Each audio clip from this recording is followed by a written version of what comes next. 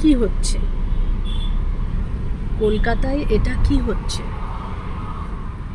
মিমি চক্রবর্তী কোনো ইন্টারেস্ট নেই, ওকে কোনো সেলিব্রিটি, কোনো আর্টিস্ট হিসেবে ভাবতেই পারি না, দেখার মতো কিছু নেই। প্রথমত এটা গেল। আর দ্বিতীয়ত, মিমি চক্রবর্তী যখন স্টেজে উঠেছিলেন, তারপরে যখন তাকে নামিয়ে দেওয়া হয়, যতটুকু আমরা সোশ্যাল মিডিয়াতে দেখতে পাচ্ছি, রাত 12টার পর কখনোই ফাংশন চলে না। তার উপর 2 তারিখ থেকে মাধ্যমিক, উচ্চ মাধ্যমিক সমস্ত পরীক্ষা শুরু হচ্ছে, সকলের পড়াশুনো আছে। তো এখানে ভুল তো অবশ্যই মিমি চক্রবর্তী, যদিও পুরোটাই কোর্টের আন্ডারে রয়েছে। কোর্ট বিচার করবে কোনটা সত্য কোনটা সঠিক ভুল। তো কি হচ্ছে এগুলো? বিরিয়ানি, কত ঘটনা। ডি বাপি কোম্পানি, সেই বিরিয়ানির মালিক গাড়ির ড্রাইভারের সঙ্গে দীঘা, পুরী, মুম্বাই চলে যাচ্ছে, স্বামী ধরে কেলাচ্ছে, পিটাচ্ছে, পুলিশ অ্যারেস্ট করছে।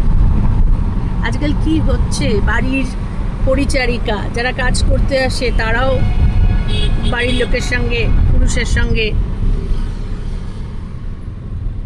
সম্পর্ক স্থাপন করছে, সবটাই অর্থলোভী। সবশেষে একটা কথা বলবো,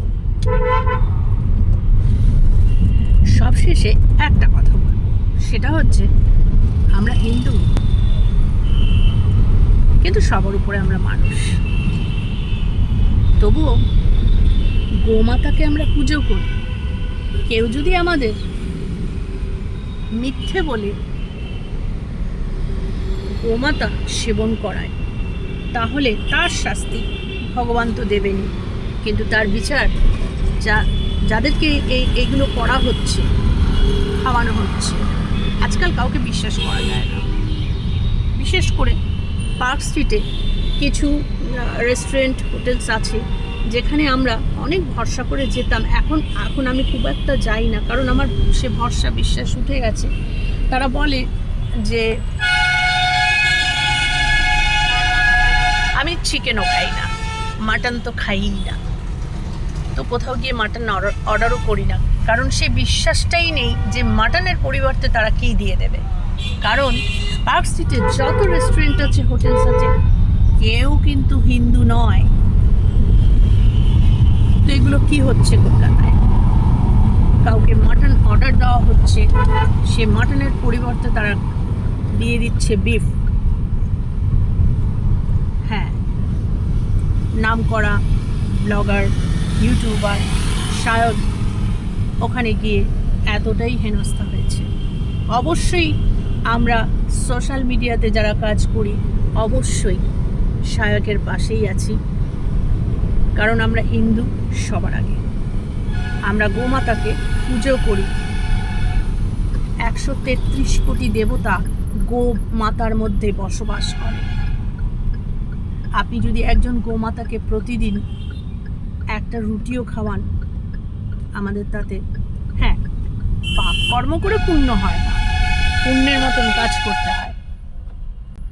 যাক, একটাই কথা বলবো, আমরা সকলে শায়কের পাশে আছি। শায়ক যে সোচ্চার হয়েছে, তাকে যে পাঁঠার মাংস মানে মাটন অর্ডার দেওয়ার পর তাকে গোমাতা খাওয়ানো হয়েছে, অত্যন্ত অন্যায় গর্হিত কাজ করেছে। আমরা সকলে তার পাশে আছি সোশ্যাল মিডিয়াতে।